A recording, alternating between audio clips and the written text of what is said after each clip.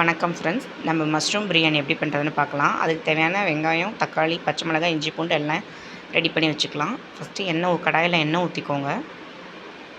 எண்ணெய் ஊற்றிட்டு பட்டை, கிராம்பு எல்லாம் போட்டுக்கிறோம். இலையெல்லாம் பச்சை மிளகாய், அடுத்து வெங்காயம் நல்லா வணக்கி விடுங்க. இஞ்சி பூண்டு, அதுக்கப்புறம் தக்காளி. இஞ்சி பூண்டு நான் போட்டு அதை காட்டலை. தக்காளி போட்டு நல்லா வணங்க விட்டு காளான்.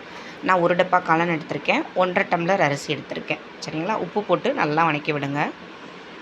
நல்லா வணக்கி விடுங்க. தண்ணி விட்டு அந்த தண்ணி இருக்கக்கூடாது.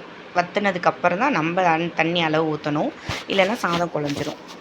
அந்த தண்ணி வற்றினதுக்கப்புறம் பொடி போட்டுக்கலாம். இப்போது பிரியாணி பொடி, கரம் மசால் பொடி, மிளகாத்தூள் பத்தலை, காரம் பத்தலைன்னா மிளகாய்த்தூள், இதெல்லாம் போட்டு நல்லா வணக்கி விட்ருங்க. இது பிடிக்கலை அப்படின்னா பட்டை, கிராம்பு, ஏலக்காய் இது 3 மிக்சியில் வறுக்காமல் அப்படியே அரைச்சி ஒரு ஸ்பூன் போட்டோம் அப்படின்னா அதுவும் டேஸ்ட்டு நல்லாயிருக்கும். போட்டுக்கோங்க. அந்த இதுக்கு தகுந்த தண்ணி, அரிசி போட்டு மல்லித்தலை, புதினா தலை போட்டு மூடி வச்சிடலாம் ஃப்ரெண்ட்ஸ். நல்லா வேகட்டும். அவ்வளோதான் ஃப்ரெண்ட்ஸ், மஷ்ரூம் பிரியாணி ரெடி.